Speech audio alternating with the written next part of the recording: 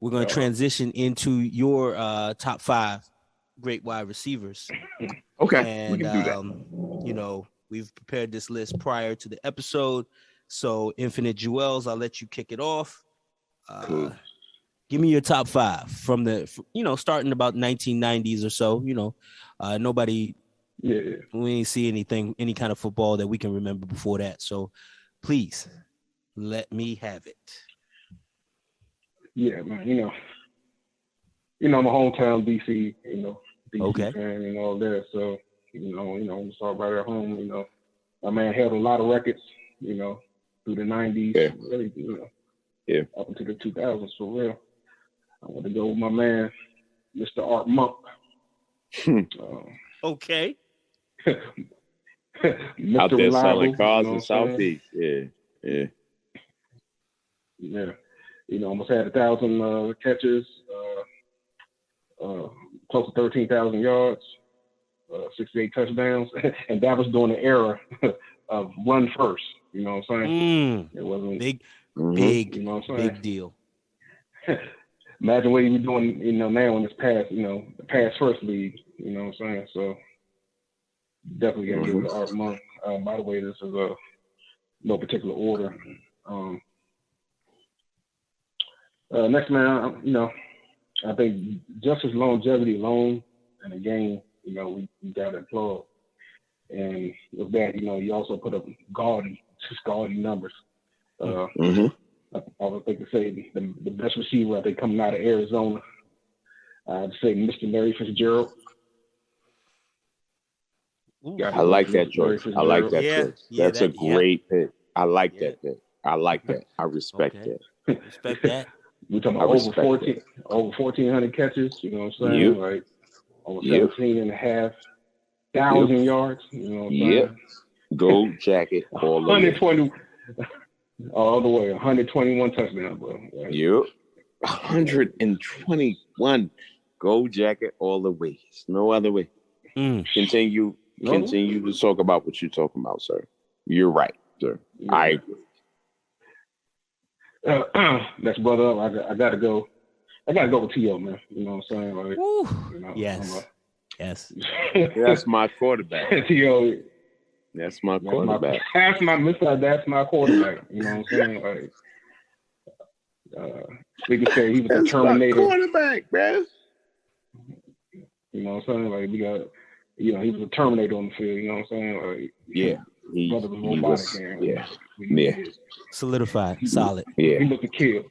Yeah, he looked to kill his opposition every week. You know what I'm saying? He was not there because of his physical ability, anything like that. He was there because of the work. He outworked everybody. He did. Everybody. He outworked. Even so, he outworked so everybody so bad that at 48. They rumor him to come back and play because he still could. There's still an idea that he still could because he can still play. Worked harder than everyone. But he worked hard. He still has a 10-pack. No homo. Right? The brother still has a 10-pack at 49 years old. They know that. He's sitting somewhere and he could catch 3 passes for 72 yards, and like he can still do it. Like you still got it. You still do it. Continue. You got 4 and 5. 4 and 5, Infinite. Go on. Continue. Yeah. I wasn't going to go this, but I had to get my man out there because we got I think the last 2 we got. For me, I want to show some love to my shorter brothers. You know what I'm saying? That were like 5'10" and under. Dude Staley. This guy that done all over the field, short pass, intermediate, long, wait a minute. Who's he talking about, Logic? Who's he talking about? Who's he talking about? I'm listening. He said his short guys got it done all over the field. Who would you give it to right now? Just knowing that, what he just said. Short guys only got it done all over the field. Because I'm a Jets fan, I'm going to take it the way that I take it. And I'm going to say, you're talking about Dietrich Ward, but he's not. So, let he's him talking say what about he said. And I hate to steal your thunder, Infinite, but you're talking about Steve Smith? Steve Smith, baby. Goddamn dog. Steve Smith. Goddamn dog. Mr. Can Carolina. I say that? And I know I'm Mr. Carolina. That's a goddamn dog. That's a dog. That's a different type. The dog of all dogs, like right. You talking about somebody different type of human being. Okay. Give me number 5. Number 5. Yes. Now, Thomas should have had. Thomas, my brother. He kind of lacking right now. You should have got it. Gotta give it to my man Santana Moss. Yeah. That's good money from the Jets to Washington. Like, wow. Yeah. Wow. Santana. You had to nod it back. We both love Santana. Like, I love Santana the same way you did. Like, we both love him. Goodness. I mean, come on, bro. DC and the Jets. We work together, man. We done made a lot of good trades. DC, since drugs became a thing in our community, we've been trading shit back and forth. We've been trading back and forth since '83. We've been passing things '83 to the other. So yeah, Santana Moss, but it's also what was my man's name?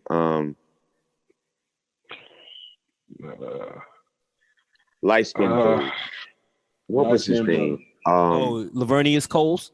Lavernius Coles. That came here. Yes, sir. Then he went to New York. Then he came back. Like, that's what we do. And still produce. Lavernius Coles. Good looking, Joe. I appreciate you for pinpointing that because I'm trying to remember the name. He's from New Orleans, and it's one of them New Orleans names. Hey, listeners, if you know people with those New Orleans names, they be some different names that you can't remember from childhood, but you love them. And it's like, what's the name though? Like, how do you spell it? Lavernius. Spell that on your own time. Hit me on my Twitter. From the NOLA, baby. From the NOLA, baby. You spell Lavernius. Hit me on my Twitter. I'm here for it. You spell it. Because I can't spell it. I don't know how you spell that. I know he was light skinned. He had like a chin strap, not the full beard. And he played for the Jets. And then he went and played for Washington. And he actually came back to the Jets. And then he did whatever he did. That's a perfect aside. We're talking about something else. All right.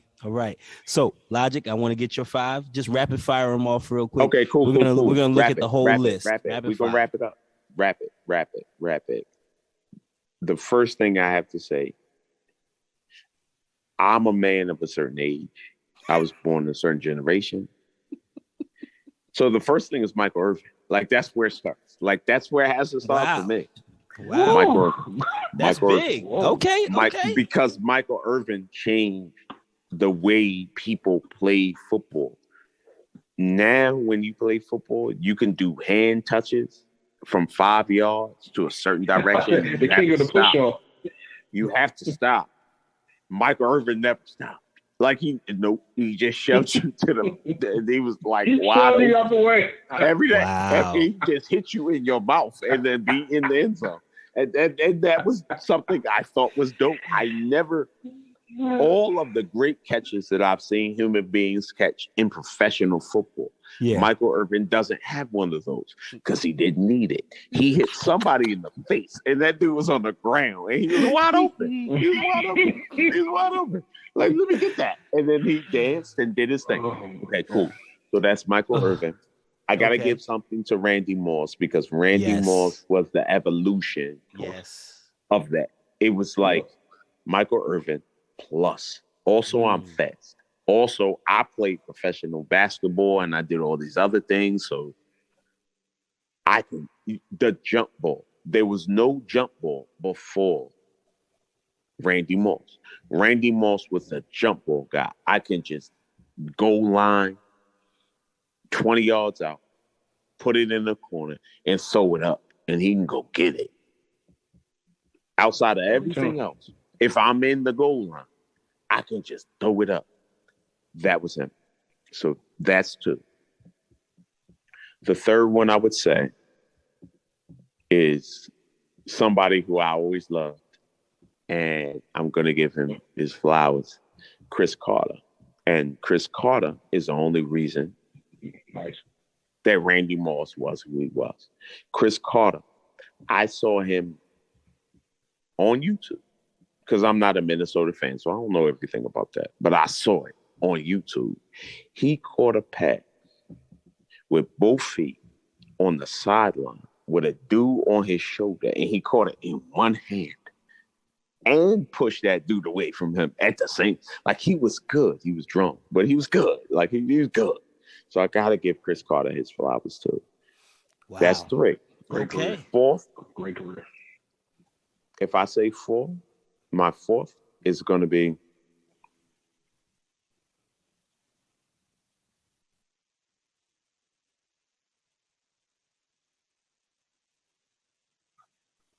I guess if I have to pick a 4th for myself, if I have to pick a 4th, I would definitely say Antonio Freeman. Antonio Freeman that played for Green Bay. All his fingers, if you see him there, all his fingers is gangly as fuck, and they all fucked up because he was catching them Brett Favre passes. But everybody showed love to Brett Favre. Nobody never say nothing about Antonio Freeman. But he caught passes, triple covered, double covered, over covered, people under me, over top of me. And he caught him. He caught him. And he never said anything about it. He never made a lot of noise about it. He's a champion multiple times, like, whatever. And then my 5th, I think that was 4. My 5th is Wayne Corbett. And you know why I like Wayne Corbett? I'm a Jets fan. I'm from where I'm from. I grew up with what I grew up with, and I love what I love. And Wayne Corbett didn't wear gloves in the rain, in the snow. Wayne Corbett didn't wear gloves. And he was as solid as any person that has ever played that position. He wasn't fast. He wasn't tall. He wasn't the most athletic guy. He wasn't doing backflips out there.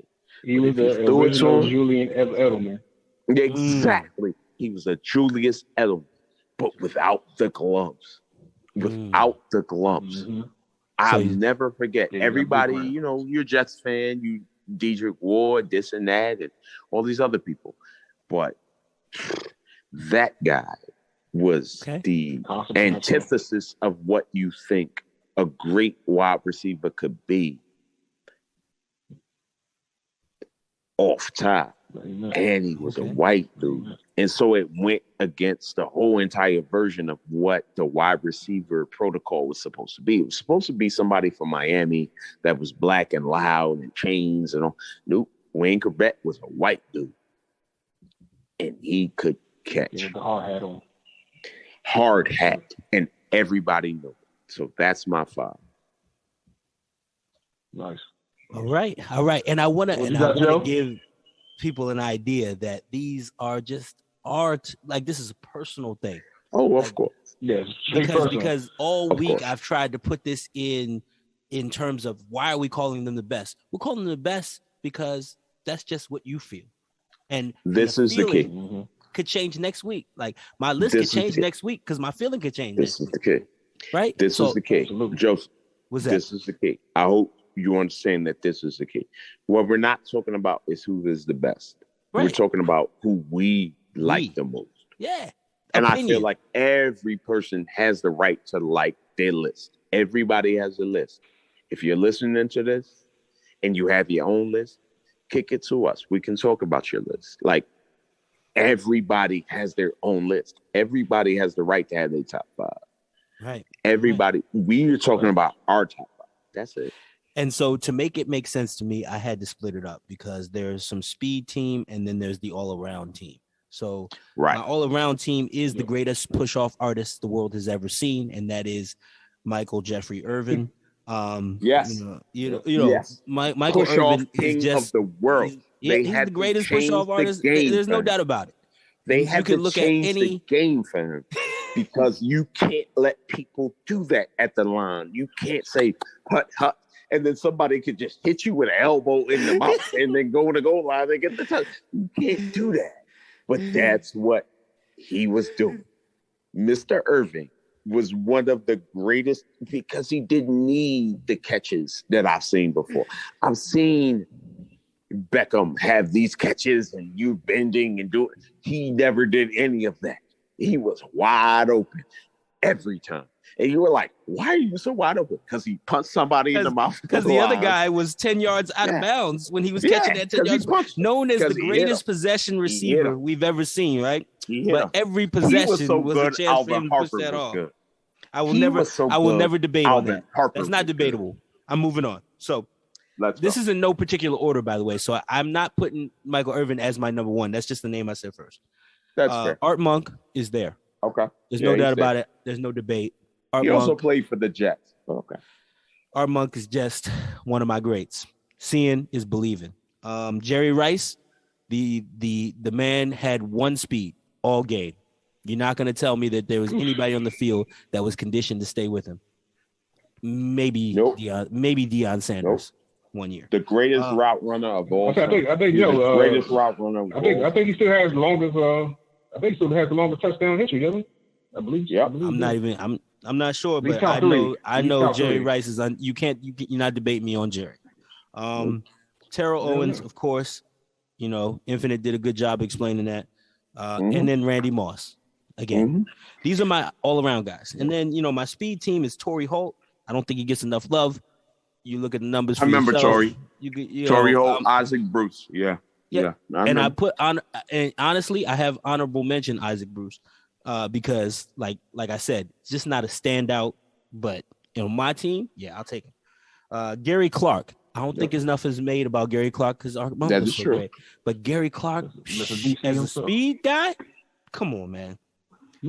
That's cool. Yeah. Steve Smith is on there, my speed team. Santana Moss is on my speed team, and D-Jack. No.